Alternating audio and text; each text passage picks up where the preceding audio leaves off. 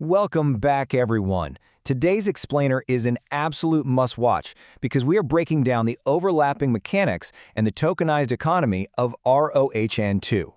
We're going to build your ultimate survival and success blueprint, so whether you're a seasoned MMORPG veteran or just a newcomer curious about how Web3 mechanics are being integrated into gaming, this session is designed to give you a massive, actionable advantage. Okay, let's just pause for a second and acknowledge the sheer scale of this game. 3 million. That is how many global pre-registrations ROHAN 2 hit before the servers even opened their doors. This isn't just a casual, run-of-the-mill launch. It's a massive digital economy and a battlefield where literal millions of players are vying for dominance. Understanding the systems at play here is pretty much the only way you're going to stand out in a crowd of that magnitude. So, here is our roadmap for today. We'll cover choosing your perfect class, smart leveling and gear strategies, understanding the ROHANomics ecosystem, dominating the Shadow Leap, and finally, maximizing your total rewards. All right, jumping right into Section 1, choosing your perfect class and finding your role in the ROHAN 2 ecosystem. Listen, your class dictates absolutely everything. Your efficiency in farming resources and your ability to survive massive cross-server wars. Every single race excels in a specific niche. Take the Dekan, for example. They're incredibly versatile, and get this, they can actually shapeshift into dragons. They offer a fantastic mix of physical and magical damage, depending on whether you go with Dragon Knight or Sage. Then you've got the R.O.H.A.N. These are your classic assassins. They rely heavily on stealth and high-burst damage, making them an absolute terror for boss hunting or picking off high-value targets. The half-elf brings relentless long-range pressure, while the elf is your essential magic and healing specialist.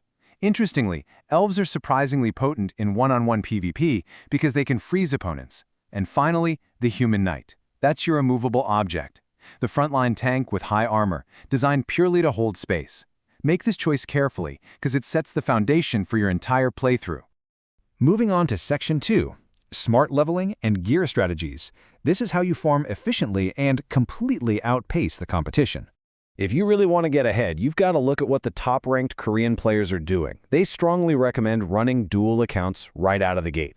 Here's how it works. Your main account focuses entirely on continuous leveling and pushing into new territories.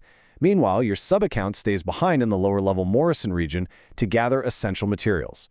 The real magic happens when your sub-account farms monster tokens to feed permanent stat boosts to your main character.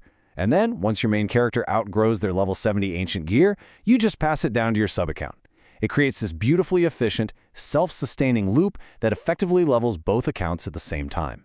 Now, I really want to emphasize this point because it completely shatters the classic MMO illusion. We are all so trained to just look for that shiny gold legendary item and equip it instantly, right? Well, not here. In ROHAN 2, the substats are literally everything. A lower-tier blue item, a rare item, that rolls with top-tier red substats like boss damage or physical pierce, that will vastly outperform a legendary item that rolled with useless white stats like basic health regen. So never, ever delete your lower-tier gear without checking those substats first. Those specific combat multipliers are what truly define your overall power. All right, Section 3, understanding the ROHANomics ecosystem. We're bridging gameplay with real-world value here. Let's transition from the fun of the game to the actual finance of the game by exploring the crypto pipeline. It's like a giant puzzle that fits together perfectly. As you hunt monsters and knock out quests, you earn Chrome, which is the primary in-game currency. Once you stack up 1 million Chrome, you can convert it directly into 5 Ruby tokens, right there in the game's menu. From there, you just bridge that Ruby into RubyX and eventually swap it for cross-protocol tokens on a decentralized exchange. It's a completely seamless process that shows exactly how your digital monster drops turned into a tradable cryptocurrency asset. Now, the entire ecosystem is anchored by this one specific number, 1 billion. That is the absolute hard cap supply for RUB tokens. There will literally never be more than 1 billion in existence. So why does that fixed supply matter? Well, it's absolutely crucial for keeping the economy resilient. Unlike a lot of Web3 games where the developers keep a massive share for themselves, 100% of Ruby is allocated strictly to in-game play. Remember, there's no new minting ever. Plus, every single time players trade on the exchange, a 10% fee acts as an economic sink. It pulls those tokens out of circulation and sends them right back to the vault to be earned again. Combine that with a minimum in-game price floor that's maintained at 2 cents, and you've got a system brilliantly designed to avoid the hyperinflation that has completely destroyed older titles. Section 4. Dominating the Shadow Leap, the ultimate cross-server war. Everything we've discussed, your gear, your dual account leveling, your economic prep, it all culminates right here in the Shadow Leap. This is the ultimate endgame cross-server PvP event. And let me tell you, it's where the real fortunes are made. It operates on a strict 3-week cycle. You spend 2 weeks building up your guild, and then boom, you have 1 week of all-out cross-server war.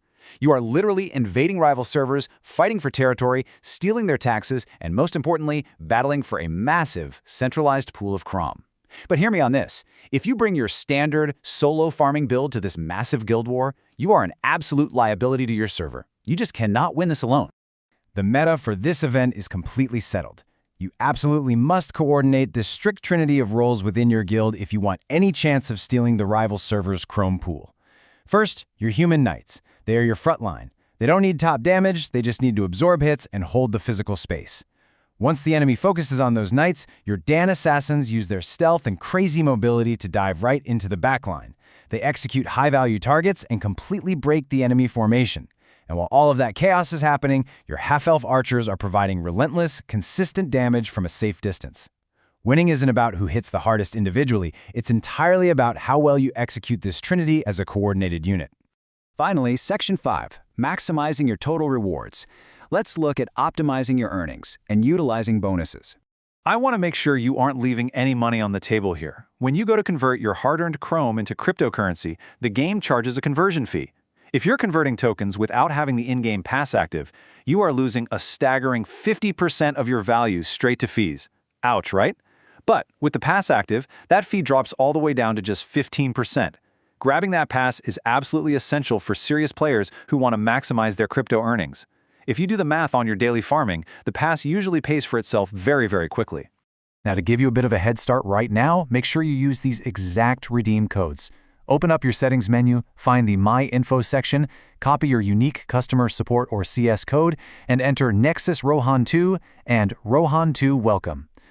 Entering these will instantly grant you a brilliant enhanced stone to help with your gear upgrades and 1 million Chronox to jumpstart your economy. Seriously, do not leave free resources sitting uncollected. So, we've covered the classes, the dual account strategies, the incredibly smart design of the fixed supply ROHANomics, and the intense guild coordination required for the Shadow Leap. You now have the complete blueprint. The only question left is, will you conquer the server or just farm in the shadows? Thank you so much for joining me for this explainer. Get out there, optimize those substats, and I will see you on the battlefield.